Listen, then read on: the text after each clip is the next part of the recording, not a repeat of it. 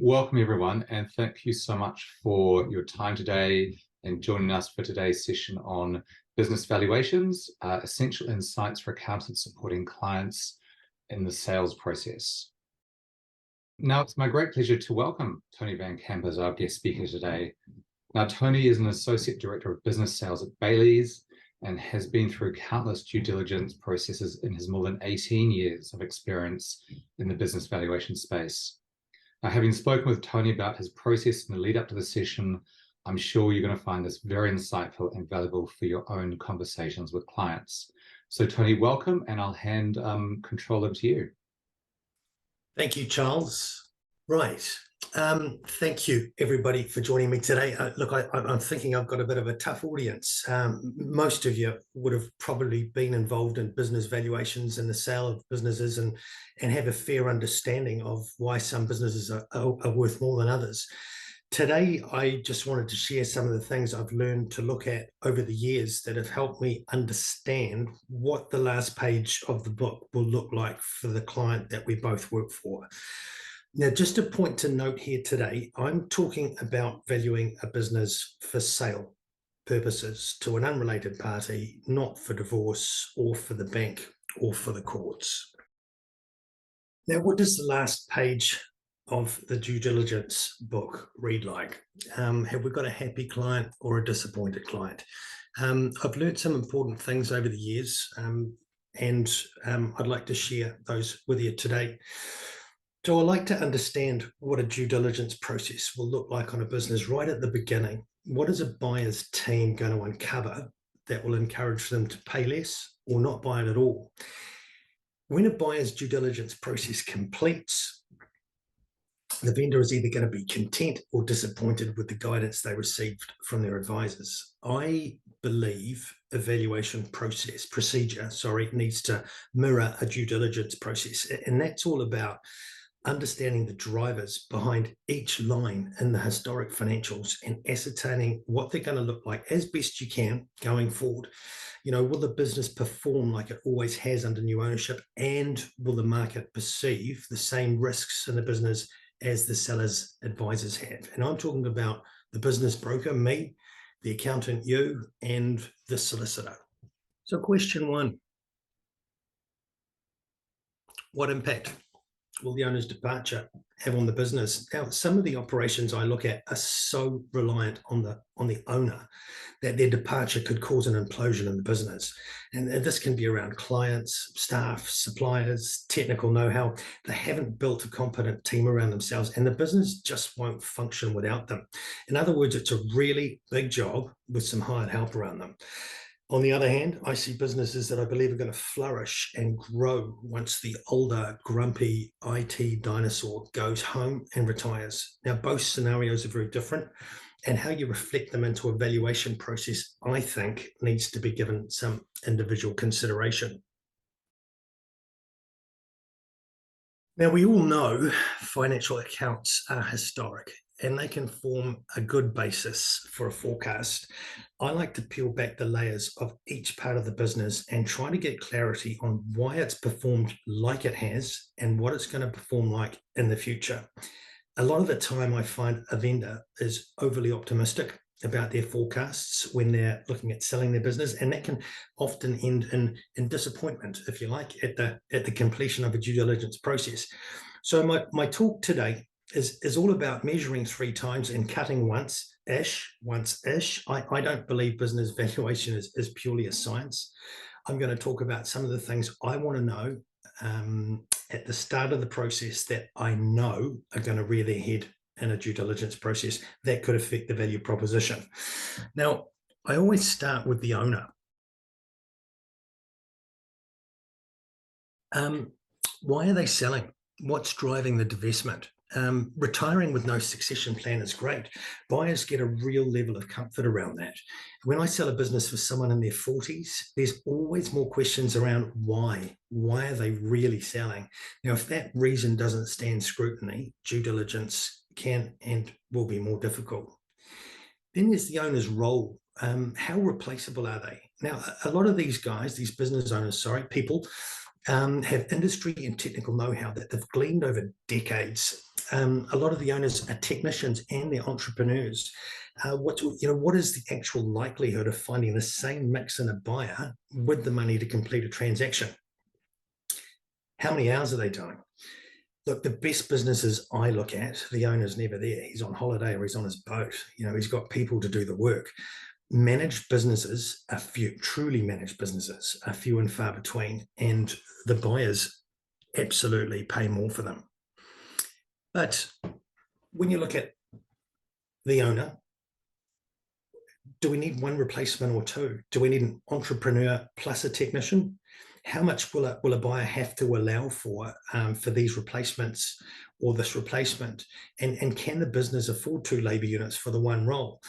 Can the owner actually be replaced, or is another industry player the only buyer?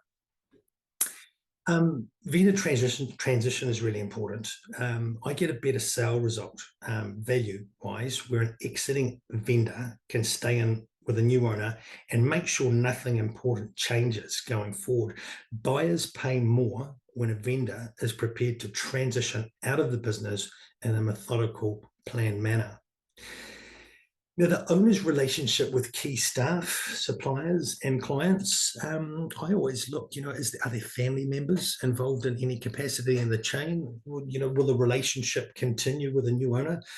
I appraised a business where a brother-in-law was the main supplier and there was a special supply deal. There were a lot of favors happening. I find it's really important to understand what's documented on paper with everyone, and as importantly, what's not documented and is just a handshake between 2 related parties. Now, the next thing I like to look at is the offering. What does the business do? What does it sell? Is it essential or is it discretionary? Would customers stop buying the product in a recession or a cost of living crisis? Is the product that they sell, is it a need or is it a want? If customers have to have it, then the business will command a better multiple on earnings rather than something that's discretionary. Is there a sunset on the offering? Now, do you remember when we all had an SLR camera, a dictation device, a shelf full of encyclopedias, photo albums, a street map in the car, a checkbook, a dictionary and atlas, a newspaper delivery? We all carry those in our pocket, in our phones now. And we have cigarette vending machines gone. I like to have a think about the future of the offering in a business. Is it going to continue? And if so, for how long? Is the offering about to be superseded? Does anyone remember the print publication, The Trade and Exchange, that is now Trade Me? Your local newspapers are being superseded by social media. Magazine sales have plummeted over the years because of the digital offering. I sold a business back in 2005 that supplied most of the schools with their maths textbooks. And that business today is a fraction of what it used to be. Does anyone else want to do it? Now, this is actually quite important. Here's an example. I was asked to sell an owner-operated colonic irrigation business once. Now, I didn't believe I would find anyone that would pay money to perform that offering. So in my eyes, the business, although profitable, wasn't really going to be worth anything to anyone. Where does the offering sit in the eye of society? Now, there are some businesses that have a very limited audience because of the service they offer, and that audience doesn't pay premiums. Now, a good example of this is the South Auckland moneylenders. That type of business has a place in society, but there's so much negativity around the offering that there are only a handful of people that want to do it. The offering, is it something customers buy repeatedly? Everyday essential consumables in either the house or a business make for a good offering. Ball gowns could be considered the opposite of that. They're not a need. They happen once a year and they're not essential.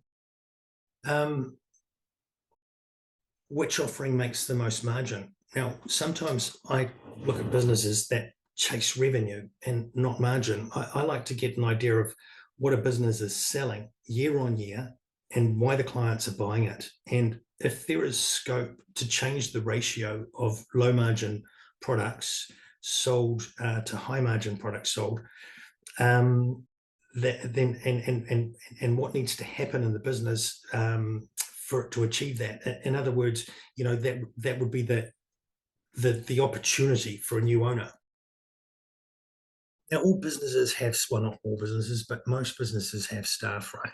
So I like to have a good look at them as well, and understand things like, are there key staff that could hold a new owner to ransom?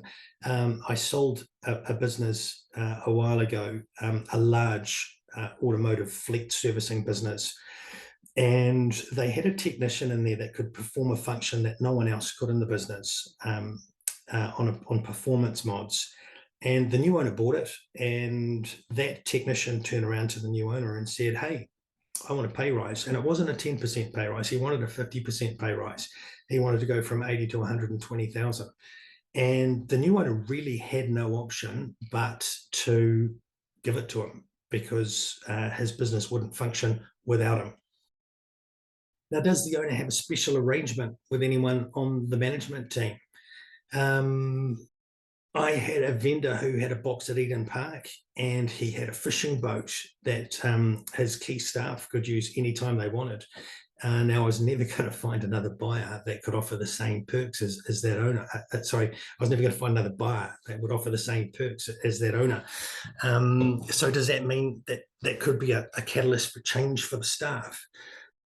Are the staff easy to find, and are they easy to train? And are there training systems and processes in place for a new owner to follow? How many staff can leave before the business is in trouble? When does a new staff member produce a return after going through the current induction process? Can key staff leave and take the clients to start up themselves? Now, a lot of service businesses get lower multiples for this very reason. I've seen it too many times where a staff member becomes a contractor, then leaves the business and goes on to perform the work for that client because they had the relationship. And of course, normally they can do it at a lower rate because they don't have the overhead.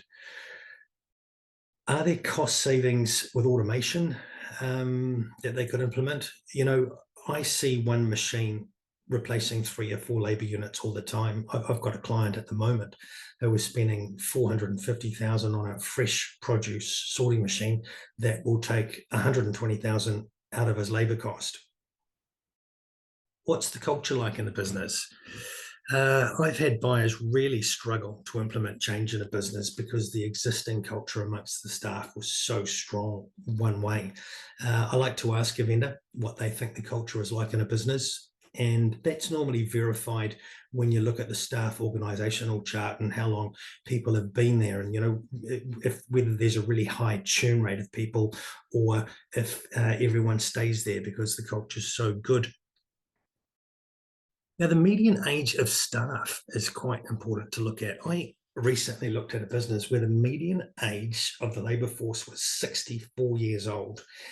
So most of them were nearing retirement. Now, the current owner, who inherited the business from his father, was struggling to get these guys to embrace any change. And I figured most of them would retire soon after a new owner came in, taking a lot of experience with them as well. So realistically, the labour force would probably disappear soon after a new owner walks in. Now, that presents a real value conundrum for a new owner.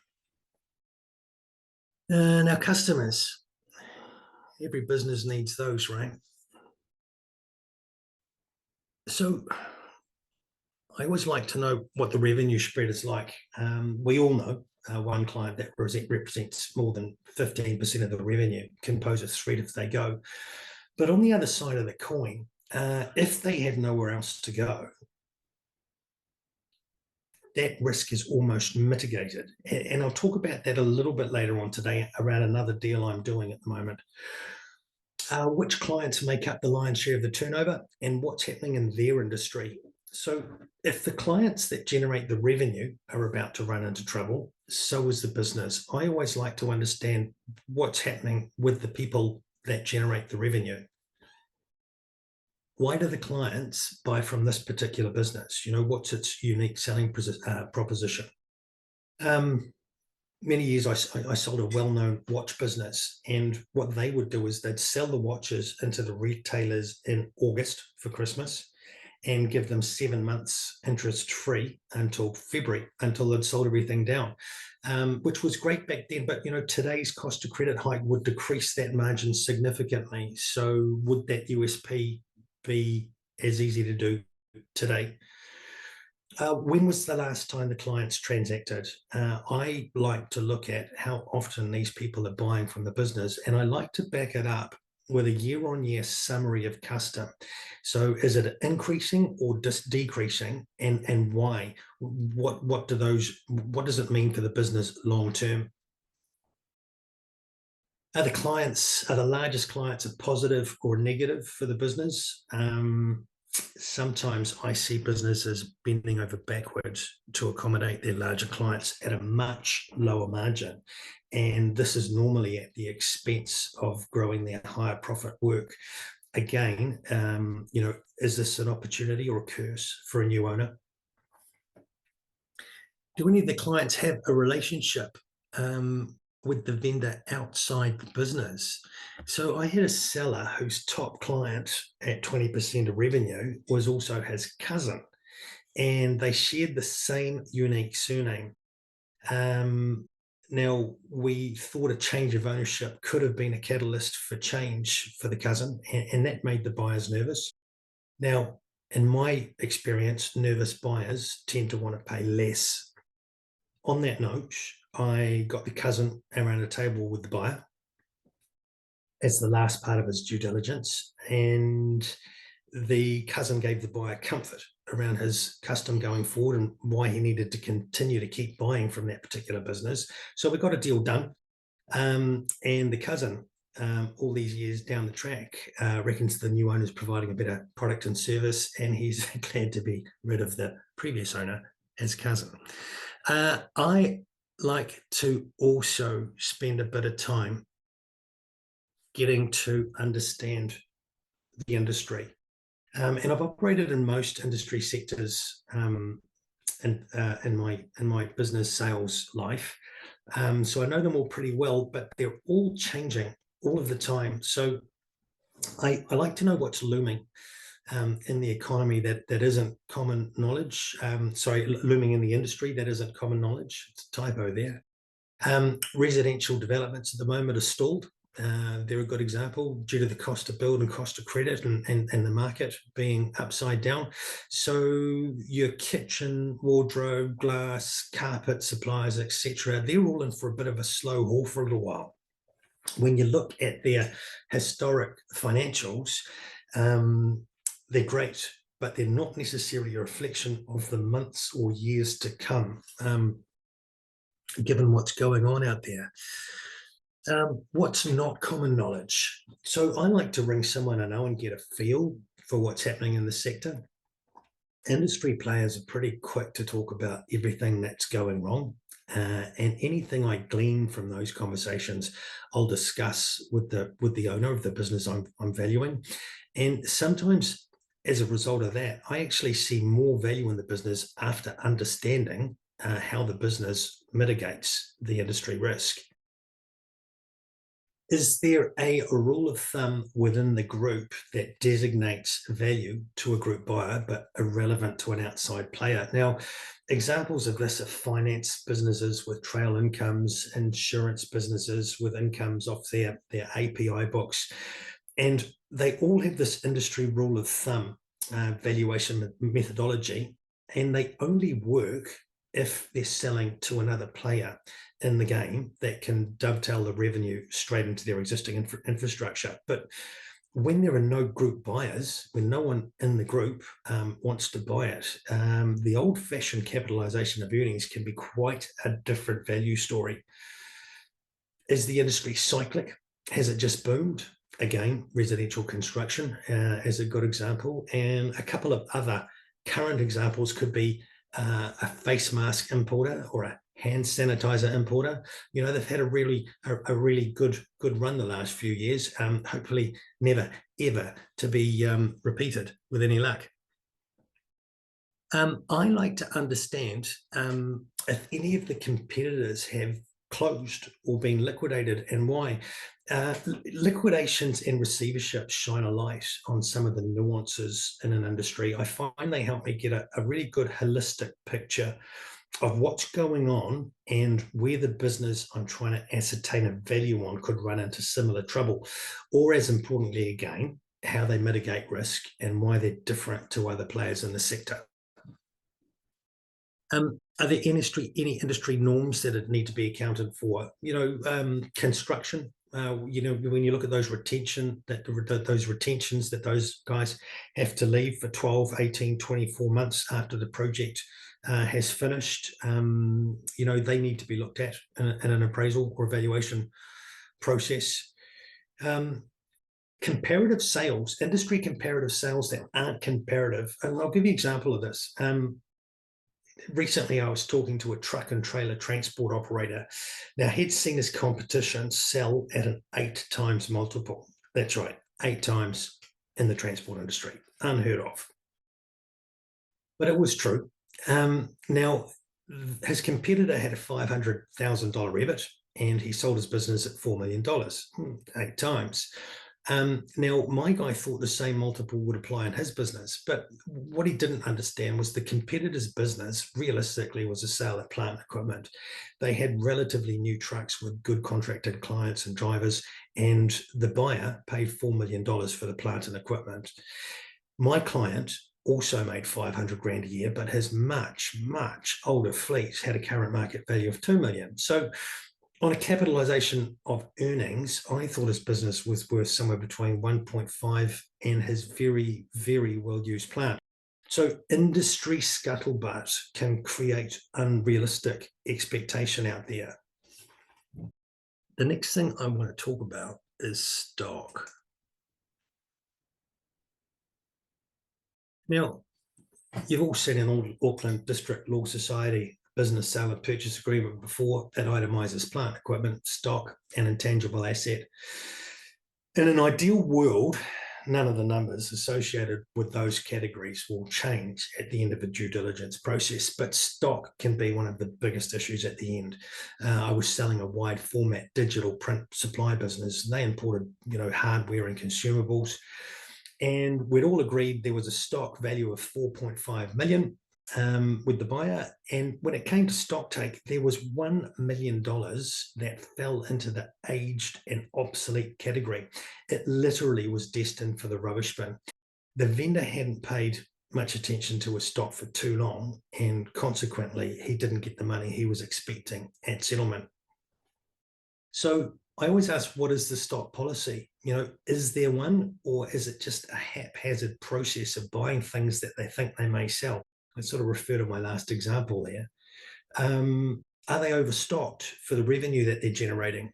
I look at stock turns, age stock, and try to ascertain a correct stock holding. I find it's a good way to cross-check the earnings in the business as well. I mean, how can we ascertain a value properly if the earnings are out of whack due to stock anomalies? Where does the stock come from, and are there any issues, past or present, that could limit supply? You know, can a global logistic chain hiccup or a change in exchange rates change how the business performs? You know, the pandemic certainly affected a lot of New Zealand businesses, and it's something that comes up in due diligence conversations all of the time. And I don't think that's going to stop for a while. How old is the stock?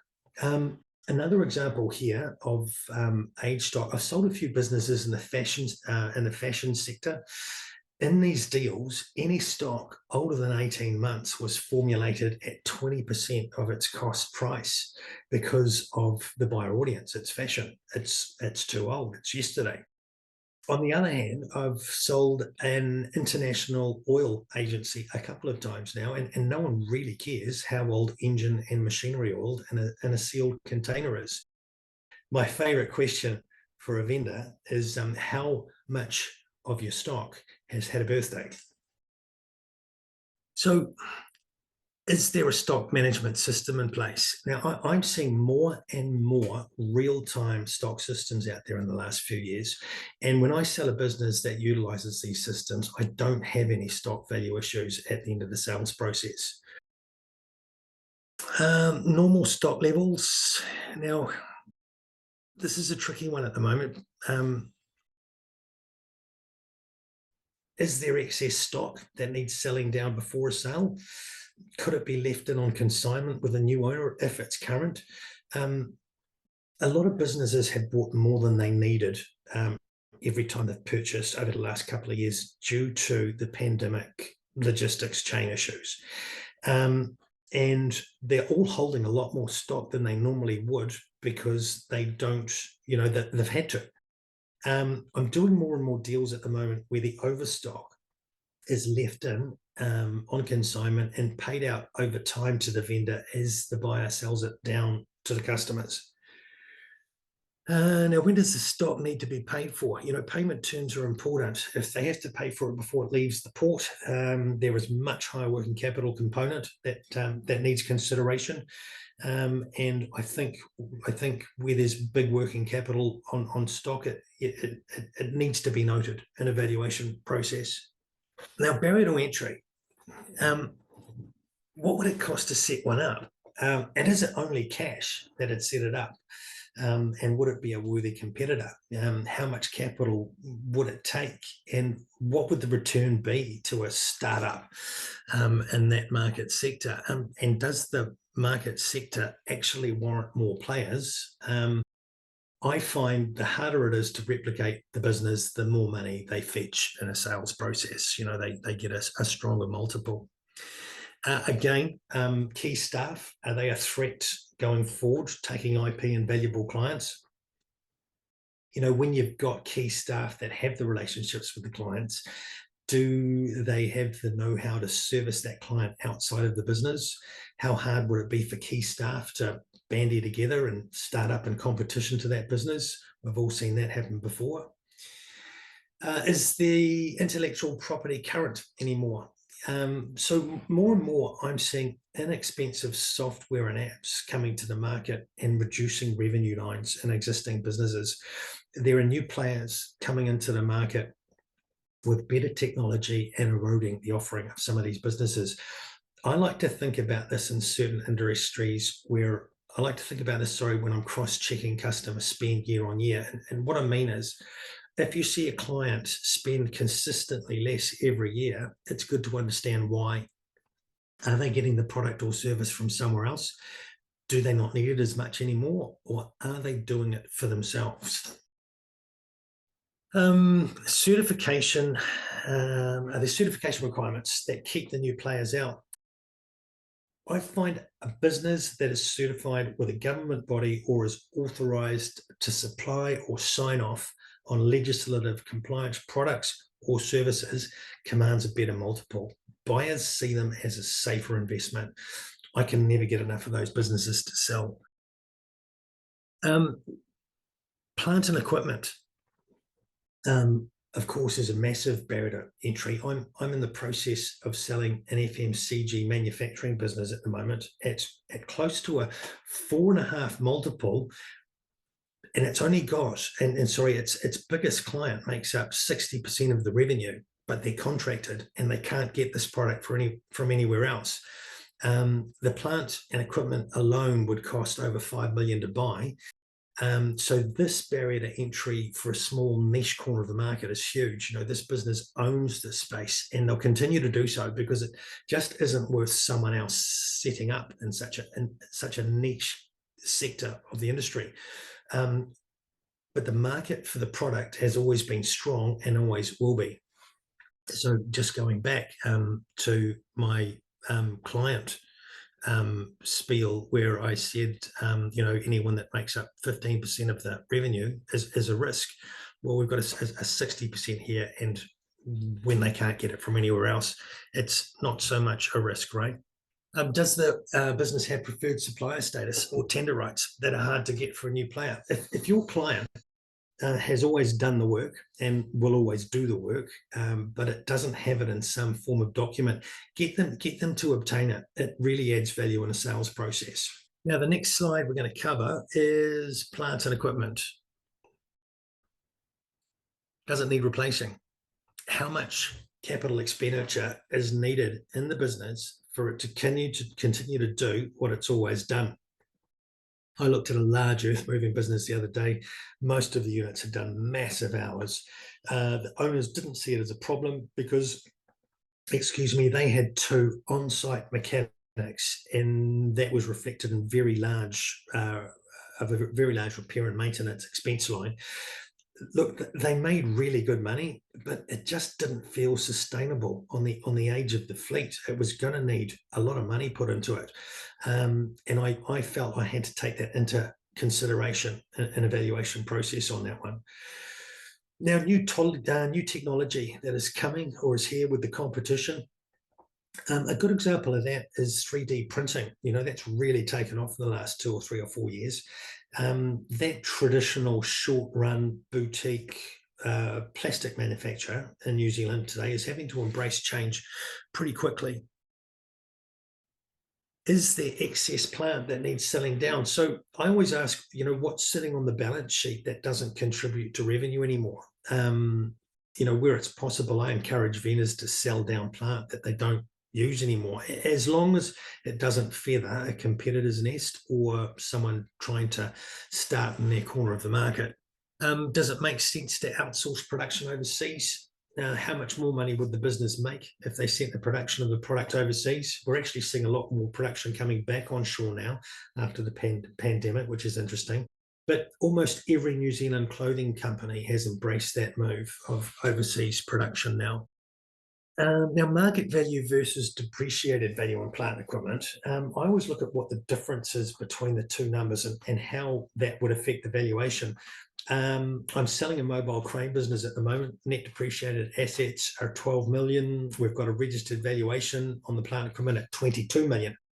Now, it made close to 3.5 million in EBIT last year, but it only made 2.1 for the year before. So I need to find a buyer that understands the value in the plant and, more importantly, can utilize it. And meanwhile, the vendor needs to try and avoid depreciation recovered when we are putting a sale and purchase together and itemizing the values relating to the plant stock and goodwill. Is there new technology that the clients can now buy for themselves? Think about the off-the-shelf wide format digital printers. I'm seeing more and more of these in bigger businesses where they get, where the business used to outsource this graphic production to an offset printer or a screen printer. They're producing it themselves now in-house. These are barriers to entry issues as well as plant equipment. Are the customers essentially entering the market with their own plant and equipment and taking themselves as a client? I want to talk about suppliers now. And sorry, look, I'm moving through this quite quickly. I look at 70 to 80 things in a business when I'm trying to ascertain a value on them, and I've only listed a few here because we've only got so much time. Suppliers. A lot of the time, I read a supply agreement and I can point out clauses to the business owner that they've long forgotten, but they're really important to a new owner coming in. Now, although the clauses are long forgotten and they've never been actioned, they could affect the value of the business if they were. So I like to understand all of that at the beginning. Sorry, excuse me. Will existing supply agreements be applicable to a new owner? Now, I've mentioned today I sold the agency business of a well-known international oil brand. And now that was a 150-year-old brand, intergenerationally family-owned synthetic oil business out of France. And the French owner came out to go trout fishing in 1979 and met and shook the hand of the man I sold it for as the New Zealand distributor. Now, needless to say, the supply and payment terms came up for review for the company that was looking to buy it off the retiring New Zealand owners, and they hadn't been changed for 28 years. Will exclusivity and agency agreements be honoured for a new owner? This is a question that has to be asked in the valuation process. Exclusivity is valuable. Sharing an agency with competition doesn't have the same appeal. Buyers pay less for that. What are the terms of those agreements? 12-month rollovers don't carry as much weight as the longer-term agency agreements. Where there are shorter-term arrangements, I like to understand how many times the terms have been changed on the rollover dates and why. And that gives you a little bit of a insight to what the supplier is like. I like to look at what the international suppliers done in other countries. FMCG in Australia is a good example of that. When Progressive and Woolworths merged all those years ago, the internationals tried running some of their New Zealand agencies out of Australia. Consequently, there were a number of Kiwi businesses that suffered as a result of that. What have other similar international suppliers done with distribution? Being an authorized reseller is valuable when you look at how Apple used to distribute the iPhone when they first came into the market compared to how you buy them now. Sweetheart deals on payments. Like the owner of the oil business, I meet a lot of retiring owners that have dealt with the suppliers for decades. They've had a great, unique relationship. I think it's important to flag the agency transfer issue with a vendor and have them recognize that a new agency negotiation for a new owner of the business could have some bearing on the value. And given this is normally one of the last parts of due diligence, i.e. the buyer is unconditional in all other respects before they start talking to suppliers, sometimes that last supplier sign-off on the new owner can get quite titchy at the last minute for everyone. Are there any other suppliers? Can the business source supply from another supplier, or is there only one option? If so, what are the ramifications to that business if that one supplier can't supply, or can't supply in full, or stop supplying? That's something I always look at. Now I'm going to whiz through premises here. Is the business owner the landlord, and have they been paying themselves a market rent? If they haven't, a buyer needs to understand what sort of an increase they are going to incur, so the EBIT can be normalised around that. Are the premises zoned and consented for the activity? Businesses and zoning change. I like to understand if the operation still complies with governing bodies at valuation stage, and what the cost would be if they didn't. What are the terms of the lease, and will they suit a different owner? I was selling a manufacturing business when the buyer went to the landlord as the last part of his due diligence. The landlord informed him he'd be selling the property to developers and wouldn't be renewing the lease. So we had to price in a worst scenario relocation cost in 2 years' time at the very last minute. I believe if we had known that at the beginning of the process, we would have retained more value in the transaction with the knowledge at the start. Can the business easily be moved onto another premise? Can the business be housed in another business looking to grow through acquisition? I find understanding space requirements at the beginning of the process helps define the audience. Normally, another industry player can get cost synergies. Dropping the rent is always appealing in a purchase. Are the premises purpose-built for the business? If so, can they be bought? I've had buyers pay a premium where they can buy and control the premises housing the business. And what are the surrounding demographics like for labour? Are the surrounding suburbs good for sourcing labour, or do workers have to travel too far? Will new workers be hard to attract because of distance and travel issues? Now, cash flow and financials, I'm not going to spend a lot of time on this one. Everyone here understands the mechanics of both, but I do want to make a couple of comments around how I see due diligence teams looking at them. So when it comes to revenue, is it project-based or does it reoccur? Does the business have to tender or work for the business, tender or quote for the work, or does it just happen through the clients buying essentials all the time? Reoccurring revenue is valuable.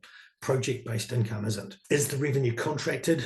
I've just sold a property management business where the investors are contracted in on a portfolio value percentage basis. Now, the sale realized close to a 6 multiple because there was little or no risk around the contracted future maintainable earnings. That one sold to another industry player who could dovetail it into their existing operation. when does the revenue come in? Some businesses have to pay for product when it leaves the supplier in another country, wait 6 weeks for it to arrive, and then wait until the 20th of the following month for the customers to pay for it. This creates cash flow issues. The more issues a business has, the less someone wants to pay for them. What needs to happen for the revenue to come in? Here's a good story. I was asked to sell the New Zealand franchisor of a well-known international fast food restaurant chain. Now, when I discovered the owner was using Baycorp to collect the fees from all of the franchisees, it begged a whole lot more questions, and the answers severely affected the value proposition. A new owner was going to get a Pandora's box of problems created by the existing owner. Now, this is quite a severe example of receivables, but I always look at the aged debtors, who they are, and their importance to the health of the business. I find I learn a lot about an operation when I peel back the layers of the aged debtors and find out who's not paying and why. Why was the last financial year so good? Will it be consistent going forward? I always seem to be talking to business owners who have just had the best financial year of their life in business, and they're adamant that the business should be valued on that year alone. Now, that's all well and good. If it can be documented that the last year's performance is a reality going forward, like a new contracted client, a new supplier, or their market has matured into what it's supposed to be, or a mix of all of the above. Most of the time when I'm selling a business with a valuation around the future, the buyer wants to pay part of the purchase price in the future when the forecast is achieved. So that's essentially an earnout. These, of course, are fraught with risk, and solicitors tend to advise the vendor against them. I'm going to skip normalized debit because I was going to talk about that, but I'm guessing you all understand that. So I'm just going to move straight on to. I want to take a look at a couple of transactions I've done over the years and what look like two similar industry businesses and revenue and profit and size, and quantum. They may have two totally different enterprise values, and it's all about the points we've covered today and their bearing on the risk around the future maintainable earnings. So I'm going to talk about two import distribution businesses I've sold, both with similar key metrics, but very different risk profiles around the earnings and the subsequent sale results. So have a look at these two. So import business A and import business B. Now, business A turns over about 9 million a year. Business B about 11 and a half. Business A, it grows every year. Business B is up and down, sorry. EBIT on business A is 2.2. It's grown every year. Business B, 2.1. It's up and down with the revenue. Business A is fully managed by the staff. The owner just didn't go into that one. The guy was a great business. Business B, that guy was in it up to his back teeth, 50 hours a week. Similar staff numbers, 18 versus 22. In business A, no client made up more than 8% of the revenue, whereas business B, 4 clients were 62% of the revenue. Most of the clients had supply agreements with business A, and one client had a loose supply agreement in place with business B. Business A had exclusive agencies that were 3 and 5 year terms and assignable. Business B had one loose agency with a 12-month rollover. Payment terms were good in business A, 45 days after the product lands in New Zealand. In business B, the payment terms varied. They were all different and nothing appealing. Plant and equipment in business A, 250 grand, 450 grand in business B. Average closing stock in business A was 1.4 million. They had great stock systems in place. The other one carried more stock, business B, 2.8, and average stock systems in place. The offering in business A was health, medical, and compliance products across a whole bunch of different industry sectors. It was everyday essentials. It was almost recession-proof, that business. Business B, selling homewares, Manchester, and personal accessories, all discretionary products, right? So quite similar businesses, but quite different risk profiles. 2 retiring owners and selling because they had no succession plan. So the drivers were the same there. So business A, excuse me, commanded a 3.9 multiple, and we sold that to an investor. Business B got a 2.6 multiple because of all of the associated risk compared to business A, and we sold that to 5.5 to another importer that could move it into their business. So there we have it, two businesses that look similar on the outset, have wildly different value propositions at the end. Fantastic. Well, look, I found that absolutely fascinating. Thank you, Tony. And look, we have quite a few questions that have actually come in from the registrations. Tony, should we go to the next slide and take a look at those questions? Where do I obtain my industry benchmarking data from? Look, because private companies are just that in New Zealand, there is very, very little information available. There is one site called BizStats. I don't like it.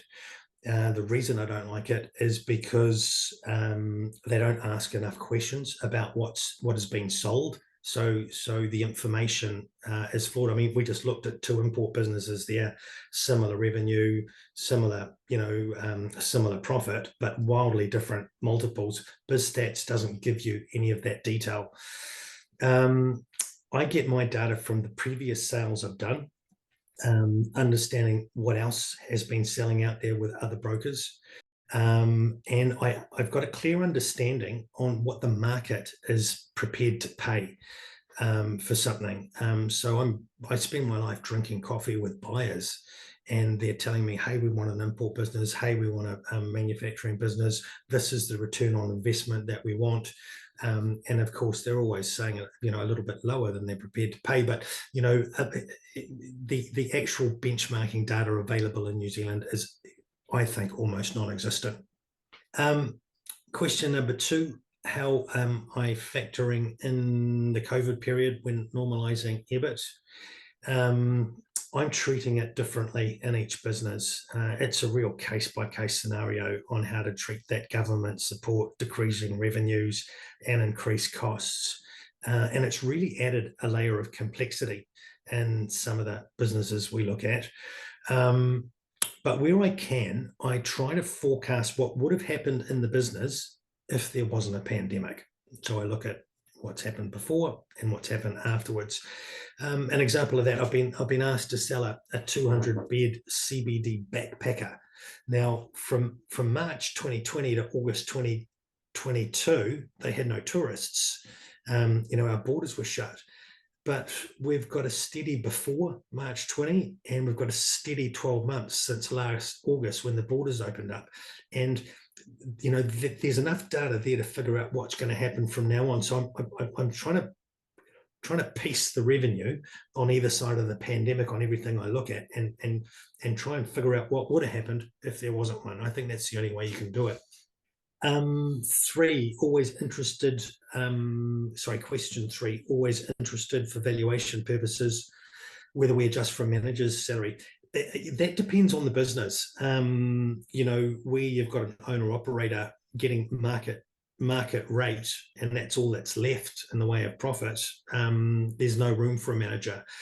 On the bigger businesses, I always allow for a manager, where I am valuing them on a true EBIT.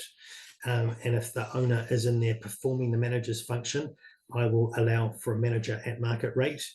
On the smaller businesses, those owner operators with sort of 8 to 12 staff, sometimes it's appropriate to put a manager's salary in there.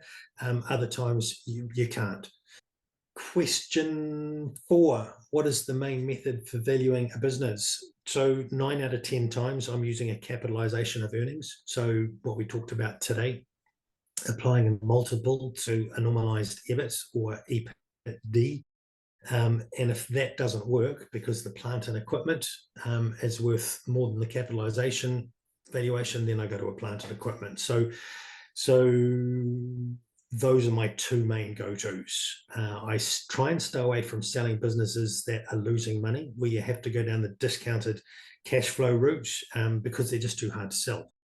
And extend our thanks, Tony, for a really insightful and interesting look into the, I suppose, into your procedures and processes around valuing and businesses.